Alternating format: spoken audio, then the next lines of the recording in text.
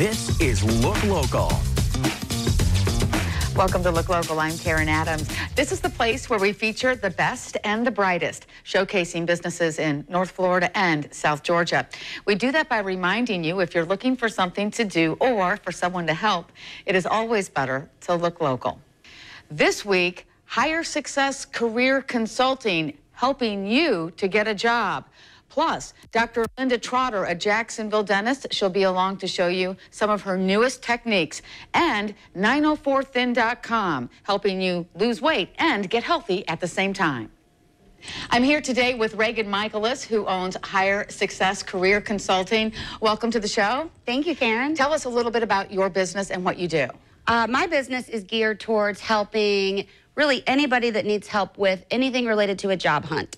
Resume creation, LinkedIn profile management, cover letters, thank you notes, reference checking, and then, of course, interview prep and general coaching along the whole spectrum. Which is so important in this day and age. And I want to show just a full screen graphic of some of the things that you do, and we'll go back and forth toward this. But getting hired is so important. One of the first things that you focus with any prospective client is their resume. Tell us a little bit about a resume, then we'll go back to the other things. Of course. So a resume is really the only chance you get to get past that hiring manager's sort of gate. If you want to make it to an interview, your resume has to stand out among the stack. It has to show exactly what those hiring managers and recruiters want to see. It has to be detailed, and it has to also be very relatable to that company. They are not necessarily going to understand a bunch of amazing accomplishments that you had at your past job if they do not relate at all across the industry. So it's not necessarily one size fits all. Not at all. Okay. Let's go to the second bullet point and show people what it is. And that is first impressions. As we always hear, you only get one chance to make a first impression. Explain. You do, and that's very cliche, and we've heard it 100 times, but you would be amazed at how many wimpy handshakes I've received in my lifetime as a recruiter. Give a strong handshake. We don't want a cold fish. You don't want a cold dead fish. Okay. Give a strong handshake. Give a smile.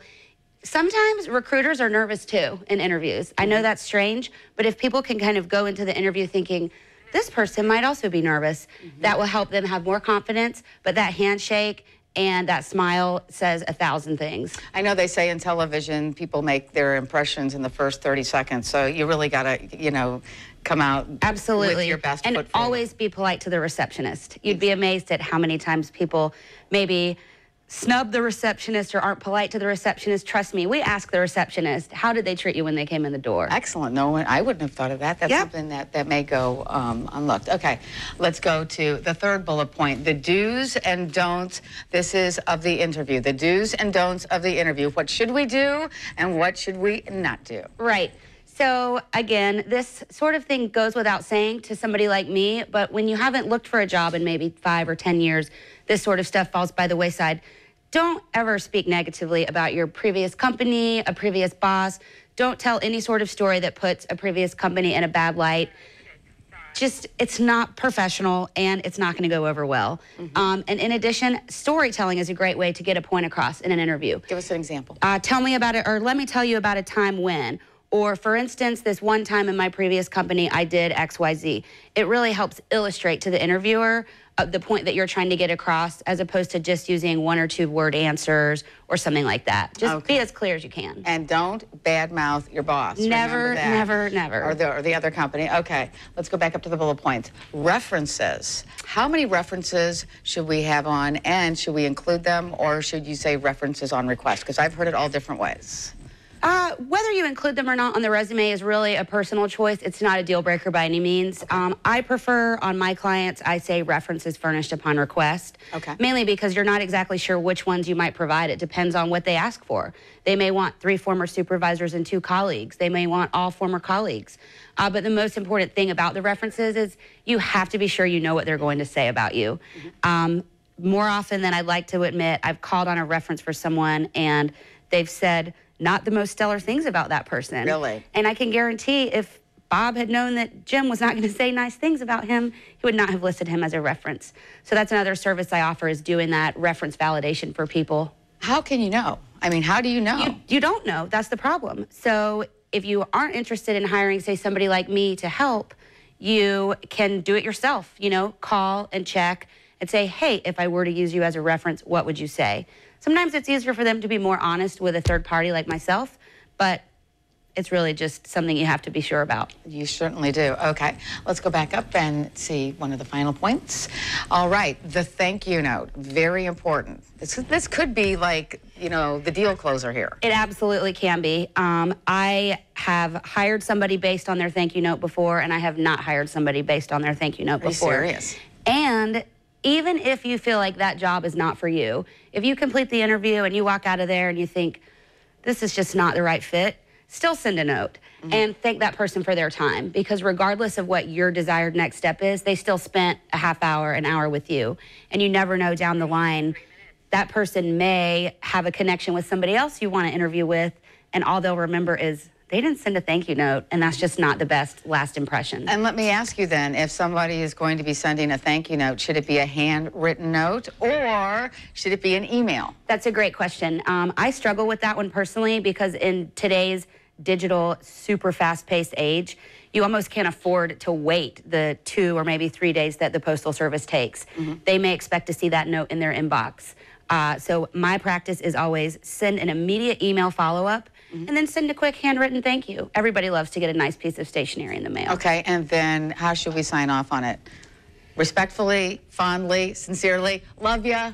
I prefer just a good sincerely. Good old sincerely. I'm just kidding about the love ya. No, hey, I've seen it all.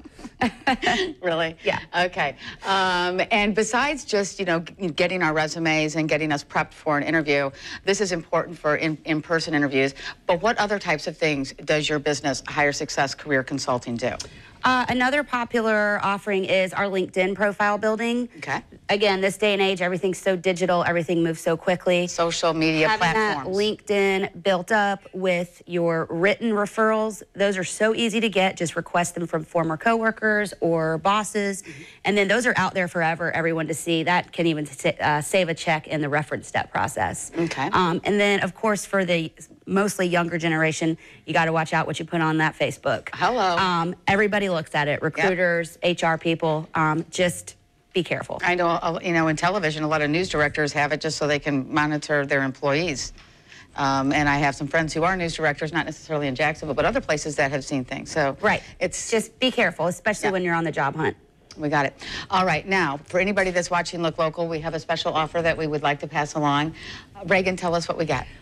For anybody that's watching today, I would love to offer a 10% discount on any of my services. Okay. Of course, we're going to put the website up, highersuccesscc.com. Okay. And just do the contact me form and indicate in the box that you saw me on Look Local. I love it. All right. And your phone number is there as well, so you can get to her either by her web address or her telephone number. We certainly appreciate you coming on. Good luck. And yeah, thanks, Karen. Thanks for the great tips. Sure. You bet. Up next, Dr. Linda Trotter, a Jacksonville dentist. If you're looking for the right doctor with all kinds of special techniques, you're about to meet her next. Plus, Cinderella, the musical, a Rodgers and Hammerstein's Broadway production, will be performing in Jacksonville June 13th through the 18th. For times and ticket information on this true classic, log on to fscjartistseries.org.